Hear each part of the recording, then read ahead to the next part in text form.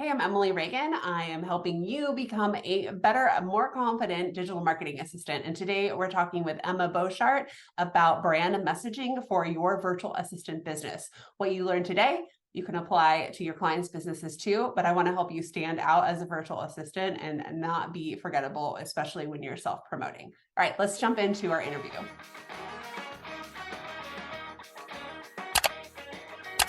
I'm seeing way too many generic virtual assistants on Instagram where I'm like, I can't tell what you do, why I would want to work with you. Like sometimes I don't even see your face, just like all of this. So where should our listeners start when it comes to their own messaging for their business? We'll start with what brand messaging is. So brand messaging is basically, it's a set of statements that introduces your brand and helps you talk about yourself to others. So it's what your brand says, how it says it, and what others should remember about it. Brand messaging is made up of three main parts. There's the core, which is your vision, your values, your mission, your promise, and signature stories. Then you have positioning, which is your UVP, the target market, competitor analysis, and your positioning statement. Then you have your persona, which is the vibe, voice, lexicon, and tagline. Once you have all of those things pretty clear, then it's easier to start creating like a really solid messaging foundation. And so I did not come up with this framework myself, but it's a simple 7-step framework to just create your, like a framework to create your messaging. So you would start with understanding your audience. So you obviously need to know who you're talking about if you want to build relationships and start selling. So you want to know your audience's pain points and needs, their wants, false beliefs, objections, and hesitations. Okay. Number 2, you're going to dive into your value proposition. So that's going to help you highlight the number one value or benefit your service delivers to your dream client. And so once you do that, you're going to end up with a really tight statement that sums up your number one value that your brand has to offer. Step 3 is figure out your unique selling proposition. Okay. So basically define what makes you stand out in a sea of samesies. Yes. And then you're going to come up with a statement that clearly differentiates you from the crowd. This one is probably one of the harder ones. Like what you want to do is analyze your competition and then pinpoint what you offer that others don't. Okay. And how you do it differently. And then the next step is finding your tagline. So that combines basically your brand positioning and your value prop in as few as words as possible. So you want to focus on clarity, benefits, emotions, and then try to avoid buzzwords and jargon. Where do we use these taglines? Taglines will be on your website. That would be underneath your main headline. All right. And so the next one is creating your core messaging. So now we're getting into the meat and potatoes. So your core messaging is the overarching theme or primary promise, the main idea you want people to associate with your brand.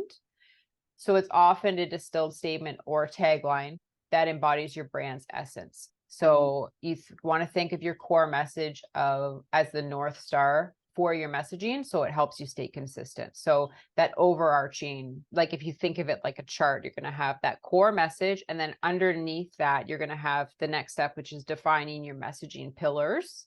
Okay. And so you're going to choose 3 to 5 major themes for your messaging pillars. So it'll be themes, benefits, or selling points that make your brand unique.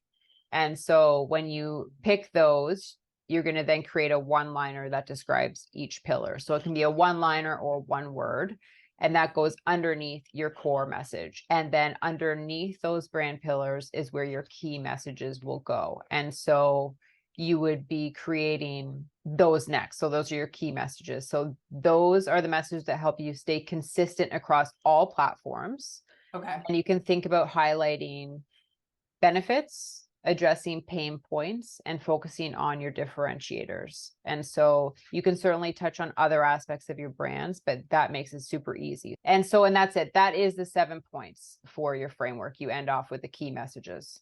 Okay. So I also hear you talk a lot about stories. So where do stories fit into that? Does that go under every pillar?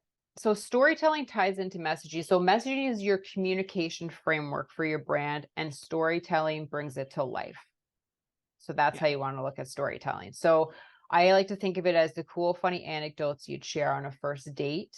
It's the tales and experiences that show your personality, make you memorable, and help the other person connect with you. And over time, help them fall head over feet for you. So with your storytelling, you can do a few different things. So there's your signature stories. And so these are kind of your brand stories. And there's 3 specific ones that I think all brands should have as part of like their core storytelling. So there's Okay. the founder story, which is your origin story, your client story. For those, there's 2 different kinds. So your case studies, those are told from your point of view. And then you also want to have the ones from your client's point of view. And so these might be testimonials, but they're very well laid out, but they also need to be super honest. So everything should not be perfect. It should be just showing, how your client moved through your service or your product, that type of thing. And then the third is a value story. And so these are basically stories that are going to show your brand's values in action. And so those are the 3 signature stories that I would recommend. Okay. And then the other stories are strategic stories. And so I have like a 4 C's framework for these types of stories. And so it's basically any kind of stories that you would use for launching or for social media or for emails. Oh, so I want to kind of go back to the value story too. Mhm. You have a good example of that? Or like, do you have a value story? Value stories, I think the best example is going to be for brands that have like a really powerful mission statement. I'm just thinking because one of the example that I can think of is Patagonia. Oh, yeah. Yeah, so their commitment to environmental sustainability and ethical practices. They highlight their stories. So conservation, like any stories around like their conservation efforts, their sustainability, their activism, all of those types of things, because their values are like really tied to their mission and they have like a really strong outline of what their values are. Yeah. And so it's really easy for them to reflect those in the stories that they're telling. I think that's why if you just, most people just need to sit down and decide like, what are my, 5 or 6 core values and how can I tell stories to show that I'm living these? Because nowadays it's not enough to be like, this is my brand, this is what I do. People want to know not only why you do it, but they want to know that you're living those values and they want you to show them that you're living them honestly. And if you can't back it up or it looks like you're being inauthentic about it, people just don't want to follow you anymore. They don't want to invest in what you're doing. It's really important to show people that you're authentically living what you're talking about. On the flip side, I think I get tired of saying the same thing over and over. I'm like, where did I say that? I feel like I've said like the same thing and I'm boring myself, but I know people need the consistency and that's memorable, right? But like sometimes I'm just like, I'm sick of it. Yeah. So there's a good balance, right? I think you need to say things. I don't know what the latest is. I think it was like 18 times or something crazy before people hear it. And so you definitely want that like good set of messages that you can consistently, because repetition is recognition, until you want to be sick of hearing what you're saying. So other people have heard it. They need to hear it multiple times before they recognize it and they start listening to what you're saying. But on the flip side of that, you also want to evolve your brand with your audience. Like you always need to be checking in with them. You always need to be evolving your message as your audience is changing. Like your message can't be static because your audience isn't static. Do you have any tips on how to say as much as possible with as few words as possible? I think the easiest way to write concisely for any kind of sales copy is using your voice of client research. So you are going to, whether you do interviews or surveys, you're going to transcribe what you get from them. And that is a copywriter's dream. And it's also how they come up with amazing headlines or subheadlines or that copy that makes your clients go, oh my God, you're in my head, because it actually comes from your clients' heads. And so a lot of times that's how you get a super concise headline, is because one of your clients says something that is incredible, talking about a want or a need or a desire or an objection, and you can just take that and plop it on the page, or take a sentence and then massage it a little bit using most of it, and it creates a really concise headline or a subheadline. So I would start there. All right. I have had such a great time with you. You have a freebie for everyone. Tell us about it. So it's called the Brand Story Audit. And basically it'll help take your messaging from chaotic to cohesive. It's like an audit that you can check your personal, your client, and your brand messaging across all different platforms. And it lets you kind of do an audit to see where you're at.